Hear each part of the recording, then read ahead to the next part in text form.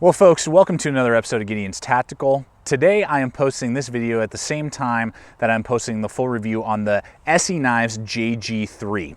And I wanted to do a separate video comparing the Izula2 to the JG3 and really talking through blade performance, handle ergonomics, sheath options, so that you can make a really good purchasing decision between these two knives, because I think if you're in the market for one, the other one might be on your list or vice versa. So in this video, I'm just going to run in a little bit of footage of action shots along with talking really through and giving you a really thorough walkthrough of these two knives, both pros and cons of each, so that you can make a really good purchasing decision between these two knives. So with that being said, let's start comparing. All right, let's look at the ergonomics here between the two knives. Now, there is some difference in application. The Izula2 is definitely more of an EDC, even possibly tactical knife, whereas the JG3 is definitely a camp/bushcraft knife. So there's a different application. So depending on how you want to use the knife and what you're going to probably be using it for most is probably going to determine something with the handles. Because we'll look here at the Izula2 first.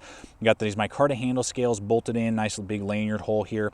You get a little bit of jimping on the back spine and a really nice deep groove right there to really lock you into place. I wear large size gloves. You can see that I got plenty of room to spare off the back end. Really locks me into place. Feels comfortable. I can use it in multiple grips. You know, I'm not going to slide up if I'm doing a stabbing motion. It just gives me really good traction. They are a little blocky. The handle scales are a little bit blocky. I would have liked to see them maybe machined a little bit rounder. That would have just helped with the ergonomics. They're not bad at all and very comfortable for this size of knife. But in comparison to the JG3, the edges have been rounded. It feels like a little bit more, definitely more contoured, palm swells, thin, narrow, widens out. No kind of guard here. You know, this has a little guard here. This does not. So, I mean, the edge is right there against your finger, which is not dangerous at all in a bushcraft or camp sense, but you wouldn't want to be stabbing or doing tactical tasks with the JG3. Your finger could easily slide up and hurt yourself, but it just feels a lot more comfortable in my hand, a lot more ergonomic for bushcraft style tasks, and gives me a lot more real estate. You can see there I have even more on the back end of this one, and just feels way more natural. It's got that kind of curve into the palm of my hand, whereas the Izula is just straight off the back, and it's just very ergonomic for super extended periods of time cutting. So I mean, you know, you could do half hour cutting with this thing and not really feel it, whereas with this one it would start to get a little cumbersome after, let's say, maybe 15 minutes. So overall, guys, between the two, when we're talking about camp tasks, I definitely think the JG3 has a better ergonomic handle. For EDC or tactical, the Izula2. All right, folks, let's go ahead and look here at the blades and just kind of talk through their similarities as well as their differences. Now, they're both 1095 high carbon steel. ESEE has really perfected 1095 and some of the best on the market. So the steel is fantastic and the same. You're not going to see any difference in edge retention or capabilities in that sense. Now, we are looking at a 3.5-inch cutting edge on the JG3, and we're looking at about 2.6 on the Izula2. So there's definitely, the Izula2 is a little bit shorter, but as you can see, the JG3 has that, you know, definite more spear point, if you will, design. Almost spear point, and the Izula2 definitely has more of that drop point with that very large belly.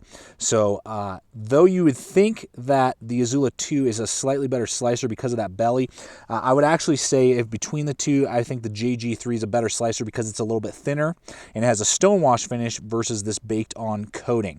The JG3 is 0.25 inches thick, so that's 1/8 of an inch thick, and then the Izula2, I believe, and I'll be connotating this in, is 0.15, if I remember correctly, which is a hair under 5/32. So the Izula2 will be a little bit thicker, and then with its baked on coating, which I'm not a huge fan of. I prefer stonewash or satin finishes to baked on coatings or a clear coat, something like that.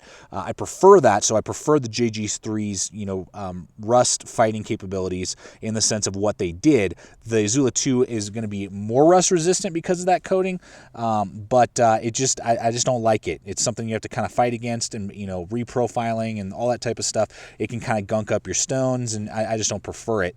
And the JG3 is also going to have a 90-degree spine, so it'll throw sparks with ease, and the Izula2 does not unless you modify it with a grinder. So with all that being said, guys, you know, they're both great blades. They're both going to perform really well for their sizes, but it's just kind of depending on what you're looking for the blade to do, and you know, just want to kind of show you the performance as well as talk through the performance on these two blades so that you could have a good idea of what blade shape more connects and will be a better, you know, performer for your tasks.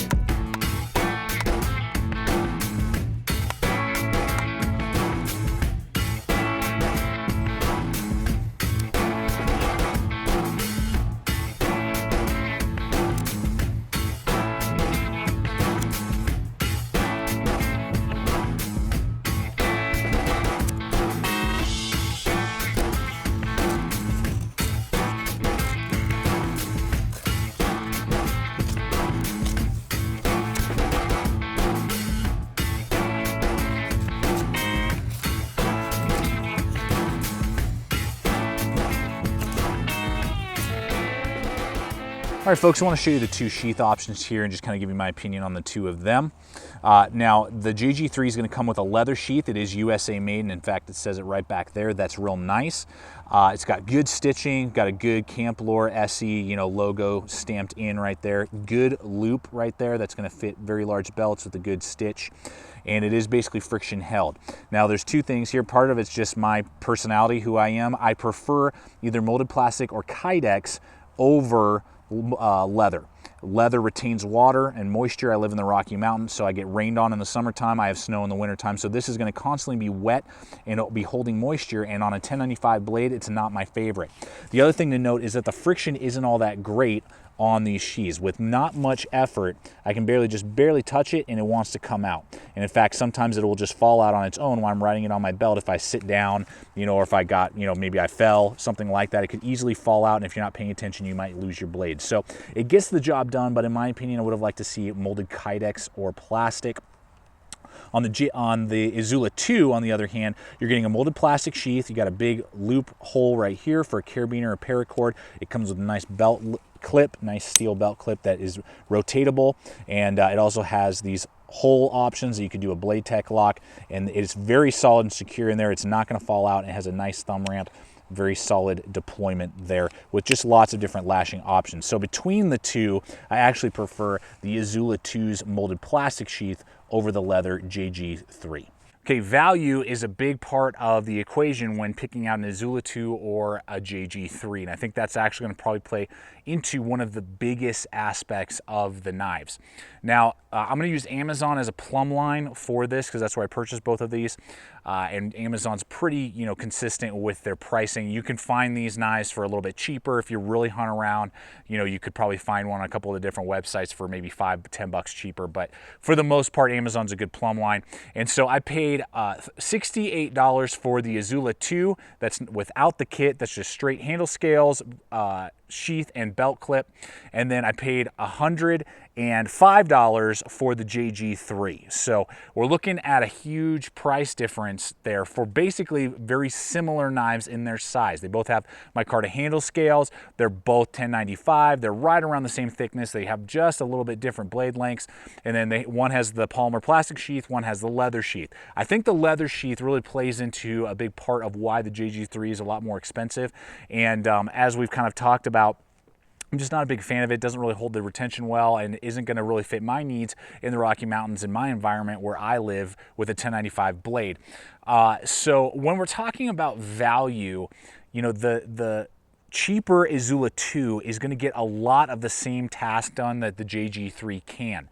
Now, the JG3 will have that 90-degree spine. That's a plus, and it definitely has a more contoured handle, so it's a little bit more comfortable in the hand for extended use. So that is something to note. So it really depends on, ultimately, as we've been talking through this whole video, what are you going to be putting these knives through? Are you going to be a bushcrafter and be doing tons of bushcraft tasks?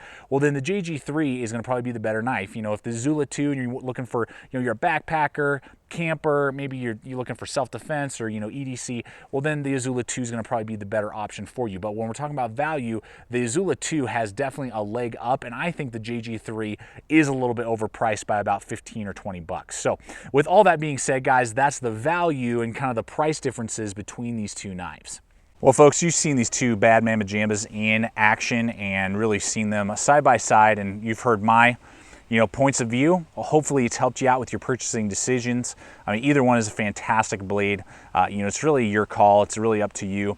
Honestly, for me personally, what I would love to see in the future would be an Izula2 that is uncoated and very similar to the JG3 with a 90-degree spine. And I think overall, if that was the case and I had that as an option, I'd probably, if I had to choose only one, I'd probably go with that version of the Izula2 over the JG3. The JG3 is still a phenomenal knife, has a lot of things going for it. And as it stands right now, there's two different options, two different capabilities. But yeah, that's just kind of my mileage, my 2 cents there, if you will. But ultimately, it's your call. Both phenomenal knives, and both are going to serve you fantastically well, just depending on how you want to apply the two blades. So with that being said, guys, thank you so much for checking out the channel. Check us out on all the relevant social media. Please subscribe, comment, like, share this video. And as always, remember, stay equipped, stay prepared. We'll see you out there.